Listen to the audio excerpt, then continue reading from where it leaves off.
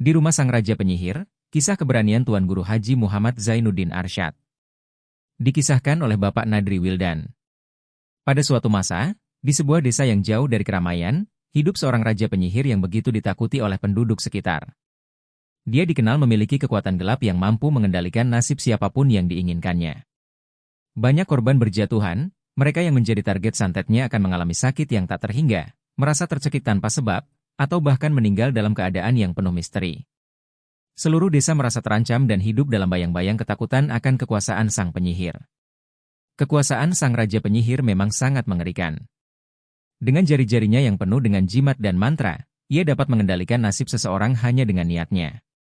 Penduduk desa yang terjaga dalam ketakutan seringkali berkumpul untuk berbagi kisah tentang betapa mengerikannya Raja Penyihir ini.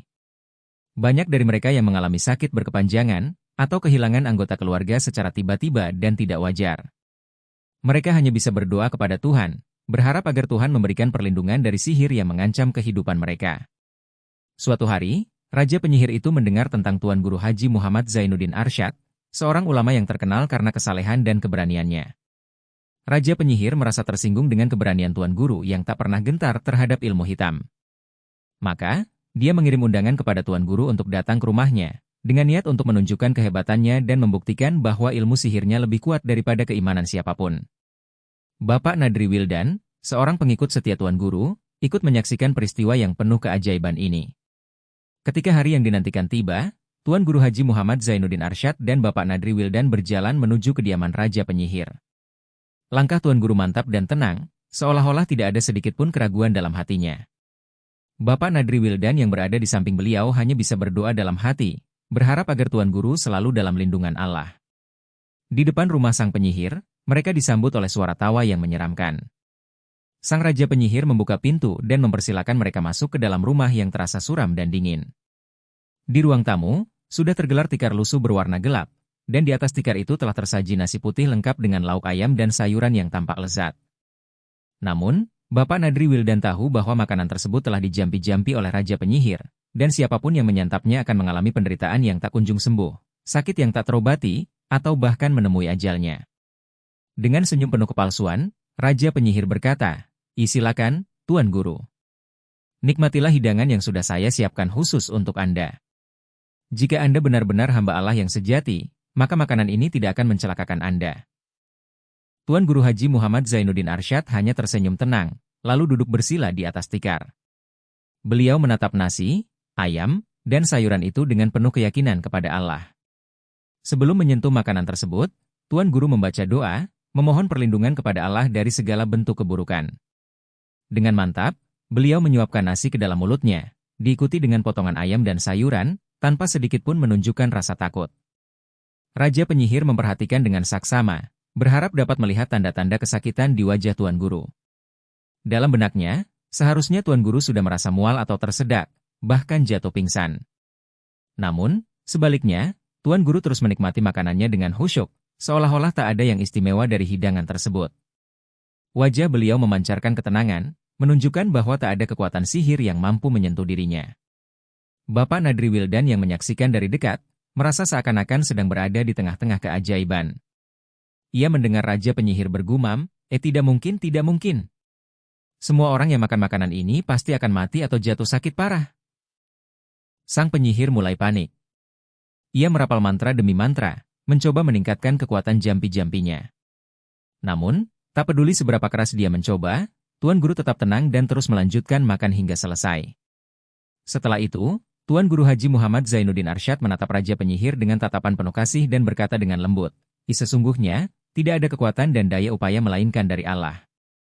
Sihirmu tidak akan pernah bisa mengalahkan kekuasaannya." Mendengar kata-kata tersebut, Raja Penyihir gemetar. Tubuhnya terasa lemah, dan seketika itu juga ia merasakan ada sesuatu yang berubah dalam dirinya.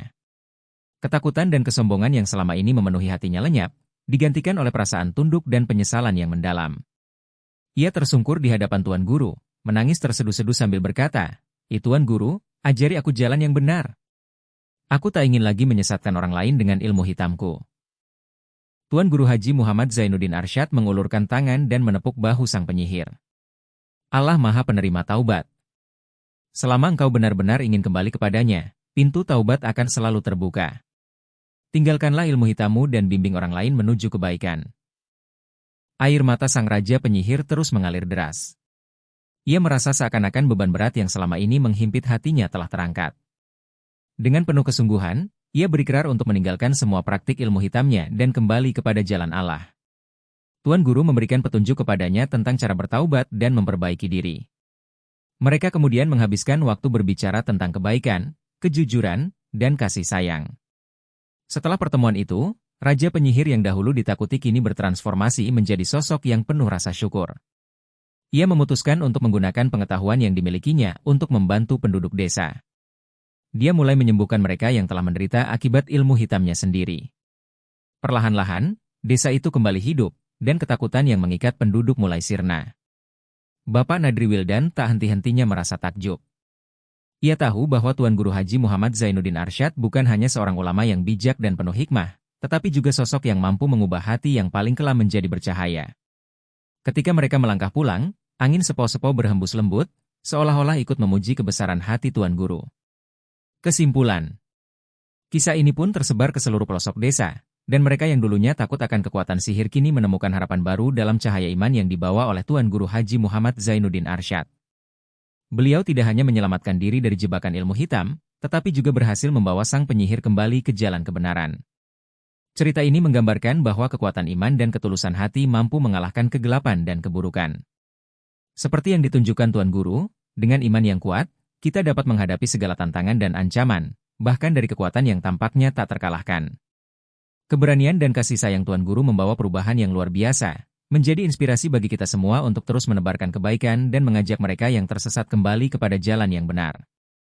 Inilah keajaiban sejati yang hanya bisa dimiliki oleh mereka yang hatinya selalu bersandar kepada Allah, Tuan Guru Haji Muhammad Zainuddin Arsyad, sosok yang tak hanya menaklukkan kegelapan, tetapi juga memancarkan cahaya bagi siapa saja yang berada di sekitarnya.